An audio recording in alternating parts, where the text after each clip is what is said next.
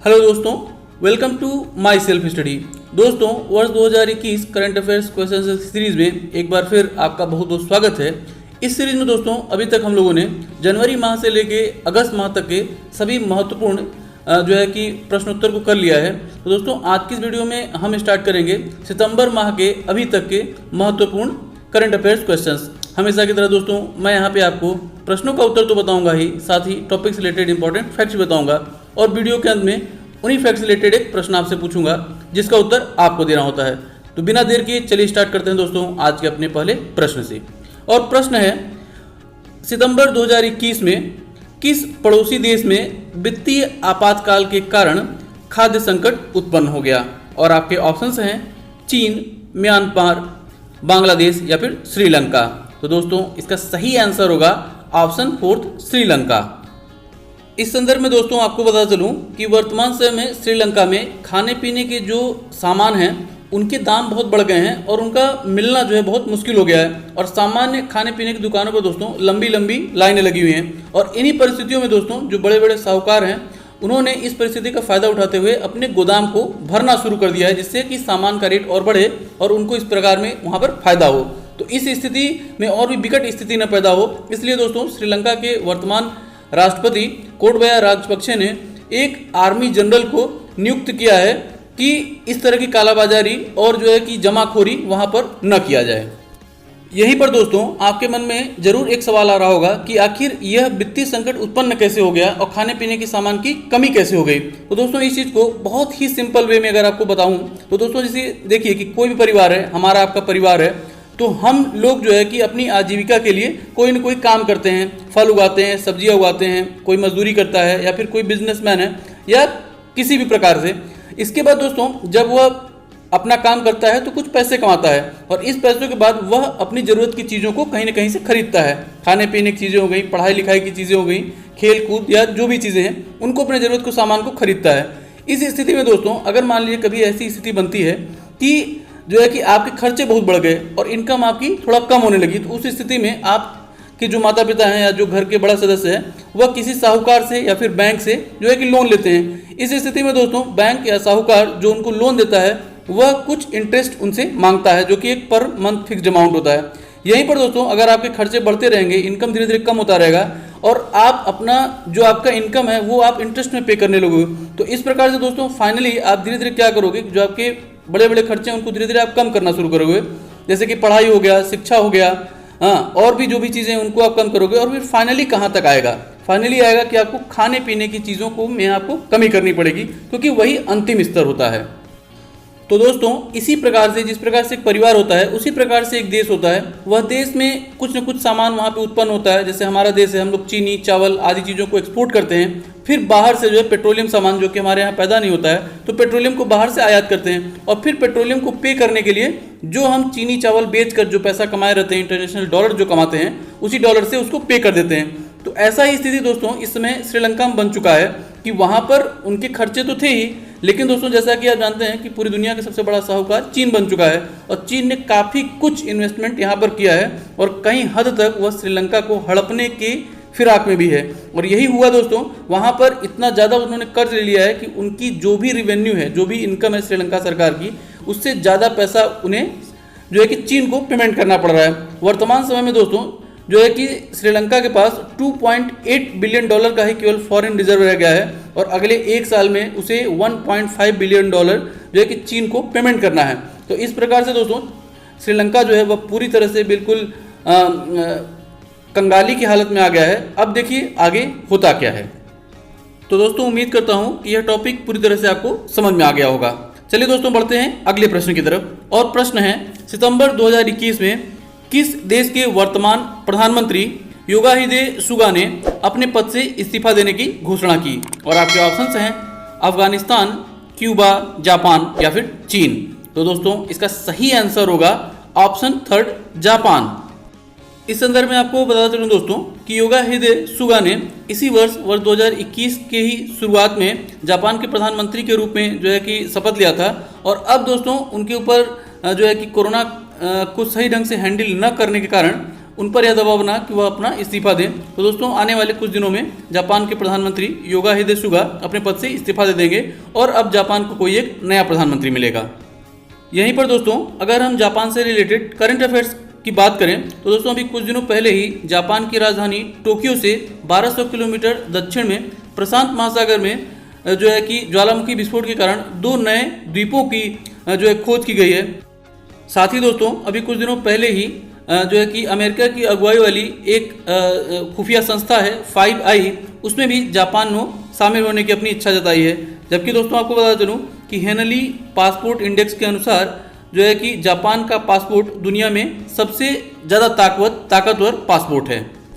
अगला प्रश्न है, सितंबर 2021 में रूस में आयोजित की जा रहे सैन्य युद्धाभ्यास जापाड 2021 में कौन सा देश भाग नहीं ले रहा है? और आपके ऑप्शंस हैं चीन, भारत, पाकिस्तान या फिर अमेरिका।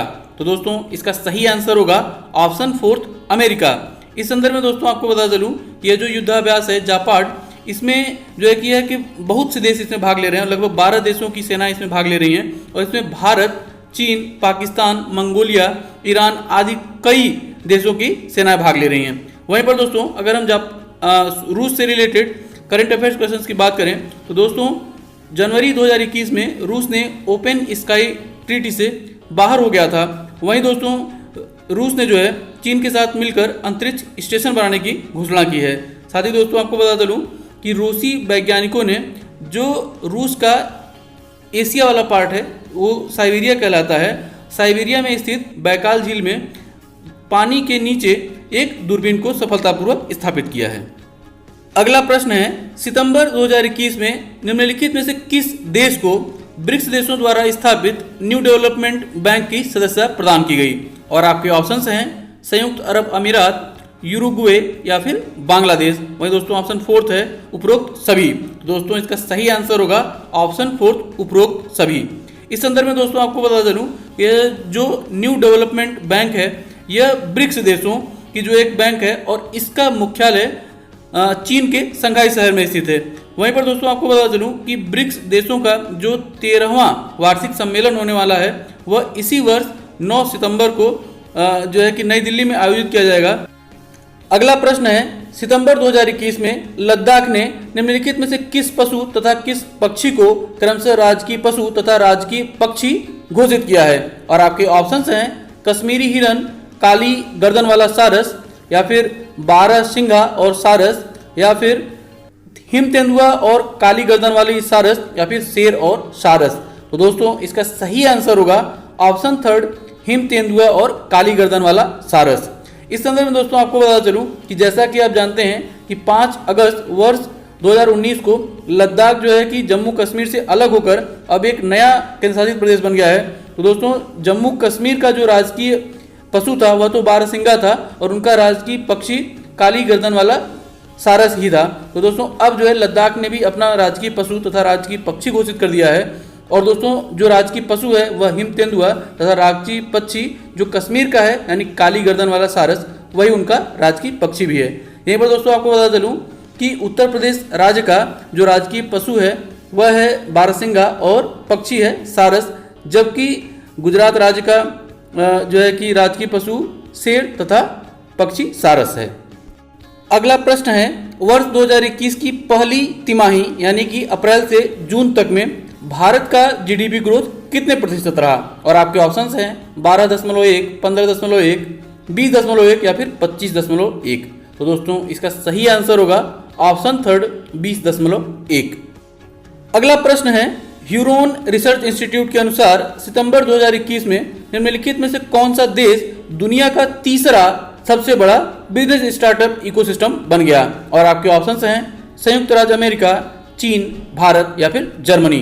तो दोस्तों इसका सही आंसर होगा ऑप्शन 3 भारत। वहीं पर दोस्तों अगर हम पहले नंबर की बात करें जो ऑप्शन फर्स्ट है यूएसए वह नंबर 1 पर बना हुआ है, जबकि दूसरे नंबर पर ऑप्शन सेकंड चीन है और वह दुनिया का दूसरा सबसे बड़ा जो है कि स्टार्टअप इकोसिस्टम बना हुआ है। जबकि दोस्तों अब तीसरे नंबर पर हमारा देश भारत पहुंच गया है और इस जो है कि अचीवमेंट को हासिल करने में दोस्तों भारत सरकार की जो डिजिटल इंडिया और स्टार्टअप इंडिया प्रोग्राम है इन सब का बहुत ही बड़ा योगदान रहा है। अगला प्रश्न है, वर्ष 2021 का रमन मैग्सेसे अवार्ड किसको प्रदान करने की घोषणा की गई है? और आपके ऑप्शंस हैं मोहम्मद अमजद साकिब, फिरदौस कादरी, वॉच डॉग संस्था या फिर उपरोक्त सभी। तो दोस्तों इसका सही आंसर होगा ऑप्शन 4 उपरोक्त सभी। यहीं पर आपको बता चलूं दोस्तों कि यह पुरस्कार इस वर्ष कुल 5 लोगों को प्रदान किए जाने की घोषणा की गई है। तो 3 लोगों के नाम तो दोस्तों मैंने आपको बता ही दिए हैं। वहीं पर दोस्तों आपको बता चलूं कि फिलीपींस के पर्यावरणविद रोबर्टो बलोन को और साथ ही अमेरिका के मानवाधिकार कार्यकर्ता स्टीफन मुंशी को भी यह पुरस्कार इस वर्ष प्रदान किए जाने की घोषणा की गई है। यहीं पर आपको बता दूं दोस्तों कि रमन मैग्सेसे पुरस्कार को एशिया का नोबेल पुरस्कार कहा जाता है और सर्वप्रथम इस पुरस्कार को वर्ष 1957 ईस्वी में प्रदान किया गया था। इस पुरस्कार को दोस्तों फिलीपींस के तीसरे राष्ट्रपति रमन मैग्सेसे के सम्मान स्वरूप प्रदान किया जाता है। वहीं दोस्तों आपको बता चलूं कि भारत में यह पुरस्कार प्राप्त करने वाले जो प्रथम व्यक्ति थे वह थे आचार्य विनोबा भावे और उन्हें भूदान आंदोलन के लिए वर्ष 1958 ईस्वी में इस सम्मान से सम्मानित किया गया था। अगला प्रश्न है, अभी हाल ही में क्रिकेट कोच वासु परांजपे जी का निधन हो गया। तो आपको बताना है दोस्तों कि निम्नलिखित में से वह किस क्रिकेट खिलाड़ी के कोच रहे थे? और आपके ऑप्शंस हैं सुनील गावस्कर, सचिन तेंदुलकर, रोहित शर्मा या फिर उपरोक्त सभी। तो दोस्तों इसका सही आंसर होगा ऑप्शन 4 उपरोक्त सभी। यहीं पर दोस्तों आपको बता चलूं कि वह इन 3 महान क्रिकेटरों के अलावा भी दिलीप बेंगेशकर, राहुल द्रविड़ तथा सौरभ गांगुली के भी क्रिकेट कोच रहे थे। अगला प्रश्न है, सितंबर 2021 में ईगल कोस्ट वन्यजीव अभ्यारण्य में चींटियों की 2 नई प्रजातियों की खोज की गई है। तो आपको बताना है दोस्तों कि यह वन्यजीव अभ्यारण्य किस राज्य में स्थित है? और आपके ऑप्शंस हैं अरुणाचल प्रदेश, असम, जम्मू कश्मीर या फिर सिक्किम। तो दोस्तों इसका सही आंसर होगा ऑप्शन फर्स्ट अरुणाचल प्रदेश। यहीं पर दोस्तों आपको बता चलूं कि इन 2 नई चींटियों की खोज हुई है उनके नाम हैं सिसिका इंडिका और पैरासिस्का गणेशियाई। यहीं पर दोस्तों राष्ट्रीय उद्यानों की बात हो रही है तो आपको बता चलूं कि असम राज्य में स्थित नामेरी राष्ट्रीय उद्यान से अब राजीव गांधी जी का नाम हटा दिया गया है। तो दोस्तों अब बारी है आज के प्रश्न की। प्रश्न है, प्रतिष्ठित रमन मैग्सेसे अवार्ड प्राप्त करने वाले पहले भारतीय कौन हैं? और आपके ऑप्शंस हैं पंडित जवाहरलाल नेहरू, आचार्य विनोबा भावे, अरविंद केजरीवाल या फिर इनमें से कोई भी नहीं। हमेशा की तरह दोस्तों अगर आपने पूरी वीडियो को बहुत ध्यानपूर्वक देखा होगा तो इस प्रश्न का सही उत्तर आपको इसी वीडियो में मिल गया होगा। प्रश्न का सही उत्तर नीचे आप कमेंट बॉक्स में कमेंट करके हमें बता सकते हैं। दोस्तों इसी तरह के इंटरेस्टिंग क्वेश्चन सर्च के लिए आप हमारा Facebook page my self study को भी ज्वाइन कर सकते हैं। तो दोस्तों उम्मीद करता हूं कि वीडियो जरूर आपको पसंद आया होगा और आपको कुछ न कुछ जानने को जरूर मिला होगा। वीडियो अगर आपको पसंद आया हो और आपको कुछ न कुछ जानने को मिला हो तो वीडियो को लाइक और शेयर करना ना भूलिएगा, साथ ही चैनल को सब्सक्राइब भी। इसी नोट के साथ दोस्तों वीडियो को ही समाप्त करता हूं और मिलता हूं आपसे अगली वीडियो में। तब तक के लिए जय हिंद।